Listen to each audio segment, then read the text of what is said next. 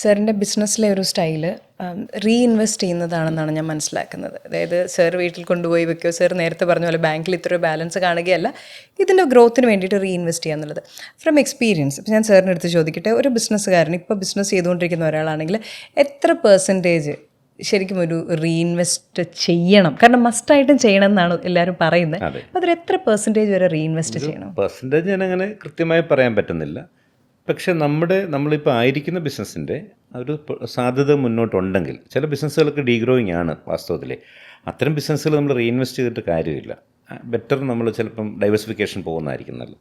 പക്ഷെ നമ്മുടെ ആയിരിക്കുന്ന മേഖലയിൽ ഒരു ഗ്രോത്ത് ഓപ്പർച്യൂണിറ്റി ഉണ്ടെങ്കിൽ ഉറപ്പായിട്ടും നമ്മൾ റീഇൻവെസ്റ്റ്മെൻറ്റിന് മുഖ്യ പ്രാധാന്യം കൊടുക്കണം. പലപ്പോഴും എനിക്ക് തോന്നുന്നു സംഭവിക്കുന്നത്, നമ്മളൊരു നല്ല ബിസിനസ് നിൽക്കുമ്പം തന്നെ ഡൈവേഴ്സിഫിക്കേഷൻ എന്നുള്ള ഒരു തോട്ടിൽ വല്ലാതെ ഡൈവേഴ്സിഫൈ ചെയ്ത് ഫണ്ട് കൊണ്ടുപോകും. അപ്പോൾ എക്സിസ്റ്റിംഗ് ബിസിനസ്സിൽ ഫണ്ടിൻ്റെ ഇഷ്യൂ വരും, റൊട്ടേഷൻ ബാധിക്കും, നമ്മുടെ സപ്ലൈസുമായിട്ടുള്ള റിലേഷൻഷിപ്പിനെ ബാധിക്കും. കാലക്രമേണ എക്സിസ്റ്റിംഗ് ബിസിനസ് വല്ലാതെ അങ്ങ് ഷ്രിങ്ക് ചെയ്യും. പുതിയ ഉദ്ദേശിച്ച ബിസിനസ് നന്നായി ഫ്ലറിഷ് ചെയ്ത് വന്നുമില്ല. അപ്പോൾ ഒന്നുമില്ലാത്തൊരവസ്ഥയിലേക്ക് ഇവഞ്ച്വലി നമ്മൾ അതിലേക്ക് പോകുന്നു.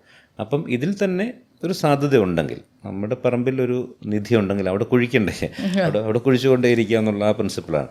അപ്പം അതൊന്ന് കംപ്ലീറ്റ് ചെയ്തിട്ട് നമുക്ക് അടുത്തേക്ക് പോകാം. അല്ല, പാരലൽ നമുക്ക് ചെയ്യാം. പക്ഷേ മേജർ നമ്മുടെ ആ പ്രൈം ബിസിനസ്സിനകത്ത് നമ്മുടെ മേജർ ഇൻവെസ്റ്റ്മെൻറ്റും നമ്മുടെ ക്യാഷ് ഫ്ലോയും കിടക്കണം. കാരണം അത് നമ്മുടെ ഒരു പ്രൈമായിട്ടുള്ള സംഭവമാണ്, ഫൗണ്ടേഷനാണല്ലോ. അതിൽ നിന്നുകൊണ്ട് നമുക്ക് മറ്റ് ബിസിനസ്സിനെക്കുറിച്ച് ചിന്തിക്കാവുന്നതെന്നുള്ളതാണ് എൻ്റെ വിശ്വാസം. എൻ്റെ ഒരു സുഹൃത്ത് വെരി ഫേമസ് ഒരു ആർക്കിടെക്റ്റാണ്. അപ്പം പുള്ളി ഒരു ചെറിയ കാറായിരുന്നു. അപ്പോൾ ഈ കാറുമായിട്ട് പുള്ളി റേറ്റുകൾ പറയുന്നു. ഒരു തരത്തിലും ക്ലയൻസിന് ആ റേറ്റ് കൊടുക്കാൻ തയ്യാറല്ല. പുള്ളി പറയുന്ന റേറ്റ്, അവർ പറയുന്ന അത്രയും റേറ്റ് ഇല്ല, നെഗോസിയേഷൻ പ്രശ്നങ്ങളെല്ലാം. And he boat A premium car. അതിനുശേഷം ക്ലയൻറ്റ് മീറ്റിങ്സിന് ചെല്ലുന്നു. പുള്ളി പറയുന്ന റേറ്റ് ഓക്കെയാണ്, ഒരു നെഗോസിയേഷൻ ഇല്ല. എന്നിട്ട് ഇവൻ എൻ്റെ അടുത്ത് പറഞ്ഞതാണ്, ഈ ബിസിനസ് ആണെങ്കിലും ക്വാളിറ്റിയുടെ കൂടെ തന്നെ ലുക്സും നമ്മൾ പോർട്രേ ചെയ്യുന്നൊരു ഇമേജും ഭയങ്കര ഇമ്പോർട്ടൻ്റ് ആണെന്നുള്ളത്. പക്ഷെ അത് അവൻ എൻ്റെ അടുത്ത് പറഞ്ഞൊരു കാര്യമാണ്. ഞാൻ സാറിൻ്റെ അടുത്ത് ചോദിക്കുകയാണ്, ഈ ബിസിനസ്സിൽ നമ്മൾ അങ്ങനെ നിൽക്കാനായിട്ട്, നമുക്കൊരു റെസ്പെക്റ്റ് കിട്ടാനായിട്ട്, ആളുകൾ ട്രസ്റ്റ് ചെയ്യാനായിട്ട് എത്രത്തോളം ഈ കാണിക്കുന്ന കാര്യങ്ങൾ ഇമ്പോർട്ടൻ്റ് ആണ്? എനിക്ക് ഒട്ടും തന്നെ അങ്ങനെ തോന്നിയിട്ടില്ലെന്നുള്ളതാണ് വാസ്തവം. മേ ബി ഇനിഷ്യൽ ഡേയ്സിലൊക്കെ ഒരു ബിസിനസ്സുകാരൻ അങ്ങനെ തോന്നാം. മാന്യമായ വസ്ത്രം ധരിക്കുക എന്നുള്ളത് നമ്മളെല്ലാം ചെയ്യുന്ന കാര്യമാണ്. അവരവരുടേതായ രീതിയിൽ മാന്യമായ വസ്ത്രധാരണം, വൃത്തി മെനയുള്ള രീതിയിൽ. അതിനപ്പുറത്തേക്ക് പോഷ്നസ്, നമ്മളിപ്പോൾ ഒരു പർട്ടിക്കുലർ ബ്രാൻഡ് ഇട്ട് കഴിഞ്ഞാൽ നമ്മളെ കൂടുതൽ ശ്രദ്ധിക്കും. ഒരു പർട്ടിക്കുലർ ബ്രാൻഡിൻ്റെ ഷർട്ട്, ആ ബ്രാൻഡിൻ്റെ ലോഗോ കണ്ടു കഴിഞ്ഞാൽ നമ്മളെ പ്രത്യേകം ശ്രദ്ധിക്കും. അല്ലെങ്കിൽ അങ്ങനെയൊക്കെയുള്ള, എനിക്കൊരിക്കലും തോന്നാത്തൊരു ചിന്തയാണത്. നമ്മുടെ ഒരു പേഴ്സണാലിറ്റി തന്നെയാണ്, നമ്മുടെ അകത്തുള്ളൊരു പേഴ്സണാലിറ്റി ഉണ്ടല്ലോ, നമ്മുടെ ക്യാരക്ടറും നമ്മുടെ ബോഡി ലാംഗ്വേജും നമ്മുടെ സംസാര രീതിയും അല്ലേ, നമ്മുടെ പെരുമാറ്റവും. അത്രയും വലിയൊരു അങ്ങനെ ഒരു ബ്രാൻഡല്ലേ, അതിലേറ്റവും വലിയ ബ്രാൻഡ് നമ്മുടെ പേഴ്സണാലിറ്റി എന്നൊരു ബ്രാൻഡ് ഉണ്ടല്ലോ. അത് ഏറ്റവും വലിയ ലക്ഷറിയസ് ബ്രാൻഡിനേക്കാൾ മുകളിലാണല്ലോ. അപ്പോൾ നമ്മളൊക്കെ പൊതുവിൽ ഈ നാട്ടിൽ റെസ്പെക്റ്റ് ചെയ്യുന്ന ഏറ്റവും വലിയ ആളുകൾ ഏത് ബ്രാൻഡ് ഡ്രസ്സായിട്ടിരിക്കും നമ്മൾ ആരെങ്കിലും നോക്കാറുണ്ടോ? നമ്മൾ ആ വ്യക്തിയെ മാത്രമേ കാണുന്നുള്ളൂ പലപ്പോഴും. ഡ്രസ്സിലേക്കൊന്നും അങ്ങനെ എനിക്ക് പോകാൻ പറ്റുന്നില്ല. ഞാനൊരു ന്യൂനപക്ഷമായിരിക്കാം ചിലപ്പം, എനിക്കറിയില്ല. എനിക്ക് അവർ വന്ന കാർ ഏതാണെന്നോ അല്ലെങ്കിൽ അങ്ങനെ നോക്കാനായിട്ട് തോന്നാറില്ല. ഇപ്പം നോക്കുന്നവർ ധാരാളം ഉണ്ട് കേട്ടോ, ഞാൻ ഇല്ലെന്നല്ല പറഞ്ഞത്. പക്ഷേ ഐ ബിലോങ്സ് ടു മറ്റേ സൈഡാണ്. കാരണം ആ വ്യക്തിത്വത്തിലാണ് നമ്മൾ ആ വ്യക്തി എന്താണ്, ആ വ്യക്തിയുടെ കാമ്പ് എന്താണ്, അവരുടെ സോൾ എന്താണ്, ഇതൊക്കെയാണല്ലോ നമ്മൾ സാധാരണഗതിയിൽ പരിചയപ്പെട്ട് കുറച്ച് കഴിയുമ്പം അല്ലേ അതിലേക്കാണല്ലോ പോകുന്നത്. ഇപ്പം നമ്മളെ കാണാനും നിരവധിയായിട്ടുള്ള ആളുകൾ വരുമല്ലോ, ബിസിനസ് ആയതുകൊണ്ട് നമ്മുടെ സപ്ലൈസ് വരും, അല്ലാതെ ഒത്തിരി ആളുകൾ വരാറുണ്ട്. അപ്പം ഈ സമൂഹത്തിൽ നിന്ന് പല രീതിയിലുള്ള ആളുകൾ വരാറുണ്ട്.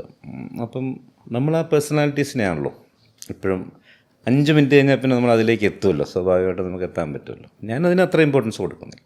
പക്ഷേ അതിൻ്റെ കൂടെ തന്നെ അതിന് മറ്റേ വശം കൂടെ ഞാൻ ചോദിക്കട്ടെ, does it scare you? Like ഭയങ്കരമായൊരു ഗ്രോത്ത്, ഇപ്പോൾ ഡിസ്ട്രിബ്യൂട്ടർ ആയിക്കോട്ടെ, സാറിനോട് ബിസിനസ് ചെയ്യുന്ന ഒരാളായിക്കോട്ടെ, too flashy, short period of time, ഭയങ്കര ഗ്രോത്ത്, അതിലൊരു ഡിസ്ട്രസ്റ്റ് ആസ് എ ബിസിനസ്സുകാരൻ സാറിന് വരുമോ? അങ്ങനെ ഞാൻ ചിന്തിക്കാറില്ല കേട്ടോ. ചിലപ്പോൾ അതൊരാളുടെ വലിയ സവിശേഷമായ കഴിവുകൾ കൊണ്ട് ഈ പെട്ടെന്ന് ഗ്രോത്ത് എടുക്കുന്ന 2 രീതിയിലും ഉണ്ടല്ലോ. ചിലർക്ക് പ്രത്യേക ചില കഴിവുകളുണ്ട് നമുക്കില്ലാത്ത, അതിൻ്റെ പേരിലും വലിയ ഗ്രോത്ത് എടുത്ത് വളരെ ഷോർട്ട് ടൈമിൽ ഗ്രോത്ത് എടുത്ത് ഫ്ലാഷി ആയിട്ടുള്ള ലെവലിലോട്ടൊക്കെ പോകുന്ന ആളുകളുണ്ട്. ഫ്ലാഷി എന്ന് പറഞ്ഞാൽ അവരുടെ വ്യക്തിഗത താല്പര്യമാണ്, നമ്മളതിനെ ഒരിക്കലും ചോദ്യം ചെയ്യുന്നില്ല. പക്ഷേ ഞാൻ ഗ്രോത്താണ് ഉദ്ദേശിച്ചത്. ഗ്രോത്ത് എടുക്കുന്ന അത് കഴിവ്. പിന്നെ ചിലർ ഷോർട്ട് കട്ടിലൂടെ ഗ്രോത്ത് എടുക്കുന്നവരുണ്ട്. അപ്പം യഥാർത്ഥത്തിൽ കഴിവിലൂടെ ഗ്രോത്ത് എടുക്കുന്നവരാണെങ്കിൽ നല്ലത് അല്ലേ, ഷോർട്ട് കട്ട്സ് ഒഴിവാക്കപ്പെടേണ്ടതാണ്. ഇനി ഒരു ബിസിനസ് നമുക്കറിയാം, ഇപ്പോൾ സാറ് പറഞ്ഞു ആദ്യത്തെ 7-8 years, but you know sir ഇതിലാ നിൽക്കണ്ടേ, സാർ അത് പ്രോഫിറ്റിലേക്ക് എത്തിക്കുമെന്നുള്ളത് സാറിന് അറിയാമായിരുന്നു. അത് ഏത് പോയിന്റിലാണ് ഒരു ബിസിനസ് ഷട്ട് ഡൗൺ ചെയ്യുകയോ ഡൈവേഴ്സിഫൈ ചെയ്യുകയോ ചെയ്യേണ്ടത്, അങ്ങനെ ഒരു ഇത് പറയാൻ പറ്റുമോ? അതിനും ഒരു നിശ്ചിതമായിട്ടുള്ളൊരു ഒരു ഒരു ഇതില്ലെന്നാണ് എനിക്ക് തോന്നുന്നത്. അതും ആപേക്ഷികമാണ്. കാരണം ആ ബിസിനസ്സിന് സാധ്യത മുന്നോട്ടുണ്ടെങ്കിൽ നമുക്ക് ട്രൈ ചെയ്തുകൊണ്ടിരിക്കും. പലപ്പോഴും നമ്മുടെ ചില പ്രോസസ്സിലെ ഇഷ്യൂസും ഉണ്ടാകാം നമ്മൾ അന്ന് അങ്ങനെ ആയതേ. ഞാൻ തന്നെ ചിന്തിക്കുമ്പോൾ എൻ്റെ നടത്തിപ്പിലെ കുഴപ്പം കൊണ്ടാണ്, മാർക്കറ്റിൻ്റെ കുഴപ്പം കൊണ്ടല്ല ഞാൻ ലോസിൽ ഓടിയത്. ഒരിക്കലും മാർക്കറ്റിനെ കുറ്റപ്പെടുത്താൻ പറ്റില്ല. പലപ്പോഴും ഒരാൾ ബിസിനസ് ലോസിൽ വരുന്ന ഉടനെ മാർക്കറ്റിനെയും കോമ്പറ്റീറ്റേഴ്സിനെയും ആളുകളെയും കുറ്റപ്പെടുത്തും. ആളുകൾ ബാർഗെയിൻ ചെയ്യുന്നു, കോമ്പറ്റീഷൻ ഭയങ്കരമായിട്ട് അറ്റാക്ക് ചെയ്യുന്നു, കേരളത്തിൽ മുഴുവൻ ഇങ്ങനെ പ്രശ്നങ്ങളെന്ന് പറയും. പക്ഷേ വാസ്തവത്തിൽ നമ്മുടെ അതേ ബിസിനസ് മറ്റൊരാൾ നന്നായി നടത്തുന്നുണ്ടല്ലോ. അപ്പം നമ്മുടെ പ്രോസസ്സിൻ്റെ വിഷയമായിരുന്നു, നമ്മുടെ സ്ട്രാറ്റജിയുടെ പ്രോബ്ലമായിരുന്നു എന്നുള്ള ആ റിയലൈസേഷനിൽ നമ്മൾ തിരുത്തി കഴിഞ്ഞാൽ ഡെഫിനറ്റ്ലി അതേ ബിസിനസ് തന്നെ നമുക്ക് രണ്ടാമത് കൊണ്ടുവരാൻ പറ്റും. അത് നിർത്തേണ്ട ആവശ്യം വരില്ല. പക്ഷേ പ്രൊവൈഡഡ് ആ പ്രോഡക്റ്റിനോ ആ സേവനത്തിനോ നാട്ടിൽ ആവശ്യം ഉണ്ടായിരിക്കണം, അല്ലേ? ഉണ്ടെങ്കിലേ നമ്മളതിന് പണിയെടുത്തിട്ട് കാര്യമുള്ളൂ. അല്ലാത്ത പക്ഷം പിന്നെ അതിൽ എഫർട്ട് ഇട്ടിട്ട് കാര്യമില്ല. ചിലർ തീർത്തും ആവശ്യമില്ലാത്തൊരു പ്രൊഡക്റ്റിലോ സേവനത്തിലോ കണ്ടമാനം ഇൻവെസ്റ്റ് ചെയ്ത് വർക്ക് ചെയ്യും, അല്ലേ? അതിൻ്റെ പേരിൽ ഫെയിലിയേഴ്സ് വരാറുണ്ട് കേട്ടോ. അത് നമ്മൾ ആദ്യം തന്നെ ഒരു ബിസിനസ് തുടങ്ങുമ്പോൾ അല്ലേ, ബിസിനസ്സിൻ്റെ ബാലപാഠമാണല്ലോ. ഞാൻ തുടങ്ങാൻ ഉദ്ദേശിക്കുന്ന ബിസിനസ്സിന് ഈ നാട്ടിൽ ഒരു ആവശ്യകതയുണ്ടോ, ഇത് ഏതെങ്കിലും രീതിയിൽ നമ്മുടെ ജനങ്ങൾക്ക് എന്തെങ്കിലും ഒരു സൊല്യൂഷൻ കൊടുക്കുന്ന പ്രൊഡക്റ്റാണ്. അപ്പം ഞങ്ങൾ കമ്പ്യൂട്ടറായിരുന്നു തുടങ്ങിയത്, അതറിയാമല്ലോ, വലിയ സൊല്യൂഷനാണല്ലോ ആളുകൾക്ക് കൊടുത്തത്. അപ്പം അന്ന് അത് ആ ഒരു കാഴ്ചപ്പാടിലാണ്. ഇപ്പം ചെറിയ ബിസിനസ്സുകൾ ചെയ്യുന്ന പല ടൈപ്പ് ബിസിനസ്സുകളുണ്ടല്ലോ. ഇപ്പോൾ റെസ്റ്റോറൻറ്റ് ചെയ്യുന്ന ആളുകളുണ്ട്. അപ്പോൾ അതിനകത്ത് എന്താണ് ഡിഫറൻ്റായിട്ട് എങ്ങനെ ആളുകൾക്ക് നല്ല ഭക്ഷണം വ്യത്യസ്തമായി ഭക്ഷണം കൊടുക്കുക എന്നുള്ള വ്യത്യസ്തമായി നല്ല ഭക്ഷണം കൊടുക്കുന്ന സ്ഥലങ്ങളെല്ലാം വലിയ തിരക്കല്ലേ, പാർക്കിംഗ് കിട്ടുന്നില്ല നമുക്ക്. എറണാകുളത്തൊക്കെ അങ്ങനെയുള്ള സ്ഥലങ്ങളിലൊക്കെ അപ്പോയിൻമെൻ്റ് എടുത്തൊക്കെ നമ്മൾ പോകണം, അല്ലേ? വ്യത്യസ്തമായ നല്ല ഭക്ഷണമുണ്ട്. അപ്പം അതിനകത്ത് ആ ഡിഫറൻസിയേഷൻ അവർ കൊണ്ടുവരുന്നുണ്ടല്ലോ. അപ്പം അത് കൊണ്ടുവരാതെ നമ്മൾ ബിസിനസ് തുടങ്ങുന്നു എന്നുള്ളൊരു താഴ്ന്നുള്ളത്. പലപ്പോഴും നമുക്ക് അവിടെ കസ്റ്റമറെ കിട്ടാതെ വരുന്നു എന്നുള്ളത്, പലപ്പോഴും കൺസ്യൂമർ ഇല്ലാതെ പോകുന്നതുകൊണ്ടാണ് സംഭവം. ഇനി one piece of advice to all young entrepreneurs sir കൊടുക്കുകയാണെങ്കിൽ? അല്ല, അങ്ങനെ ഒരു അഡ്വൈസിനുള്ളൊരു ആളായിട്ടുണ്ടോ എന്ന് എനിക്ക് സംശയമുണ്ട്. അതാണ് ഒന്നാമത്തെ വിഷയം. സാറിൻ്റെ എക്സ്പീരിയൻസ് ചെയ്ത് സാർ പറയുകയാണെങ്കിൽ ബിസിനസ്സിനെ കുറിച്ച്. ഞാൻ നേരത്തെ പറഞ്ഞതുപോലെ, ഒന്ന് നമ്മൾ ക്ഷമ, ഒരു പേഷ്യൻ്റായിട്ട്, ഒന്ന് നമ്മുടെ പ്രോഡക്റ്റ് ഇപ്പം നമ്മൾ പറഞ്ഞതുപോലെ മാർക്കറ്റിൽ ആവശ്യമുള്ളൊരു പ്രൊഡക്റ്റോ ഒരു സർവീസോ ആയിരിക്കണം. രണ്ട്, നമ്മുടെ പ്ലാൻ കൃത്യമായിട്ടുണ്ടാകണം. ആ പ്ലാനിനനുസരിച്ചൊരു സിസ്റ്റംസും പ്രോസസ്സും. പലപ്പോഴും നല്ലൊരു പ്ലാൻ ഉണ്ടാകും, പക്ഷേ ആ ഒരു സിസ്റ്റം ഉണ്ടാകത്തില്ല. അത് എക്സിക്യൂട്ട് ചെയ്യാനുള്ള സിസ്റ്റവും പീപ്പിളും ഉണ്ടാകത്തില്ല. ഓണർക്ക് നല്ലൊരു ആശയമുള്ള ഒരാളായിരിക്കും, പക്ഷെ അത് നമുക്ക് ഇംപ്ലിമെൻറ്റ് ചെയ്യാൻ പറ്റും. അപ്പം നല്ല പീപ്പിൾ അവിടെ വരണം. അതൊക്കെ നമുക്ക് എടുക്കാൻ പറ്റുമല്ലോ. പീപ്പിൾ വന്നു കഴിഞ്ഞാൽ എന്താണ്, പീപ്പിളിനെ ഓപ്പറേറ്റ് ചെയ്യാനുള്ളൊരു പ്രോസസ്സ് ഉണ്ടാകണം. അത് കഴിയുമ്പോൾ എന്ത് സംഭവിക്കുന്നു, ഇങ്ങനൊരു ഉൽപ്പന്നം നമുക്കുണ്ടെന്നുള്ള ജനങ്ങൾ അറിയണം. അപ്പം നല്ലൊരു മാർക്കറ്റിംഗ് സംവിധാനം നമുക്ക് അത്യാവശ്യമാണ്. പല സ്ഥലത്തും നല്ല പ്രോഡക്ട്സ് വരെ എത്തി, പക്ഷേ ജനങ്ങൾ അറിഞ്ഞില്ല ഇങ്ങനൊരു പ്രൊഡക്റ്റ് ഉണ്ടെന്നുള്ളത്. അപ്പോൾ മാർക്കറ്റിങ്ങിൻ്റെ ഒരു പ്രശ്നം കൊണ്ട് ആളുകളിലേക്ക് റീച്ച് ഔട്ട് ചെയ്യാതെ പോയ ഒത്തിരി ഉൽപ്പന്നങ്ങൾ നമ്മുടെ നാട്ടിലുണ്ട്. ഇനി റീച്ച് ഔട്ട് ചെയ്ത് കഴിഞ്ഞു, ആളുകൾ വാങ്ങി തുടങ്ങി. അവിടെയാണ് നമ്മൾ ആദ്യം പറഞ്ഞ സ്കെയിലബിലിറ്റി, അല്ലേ?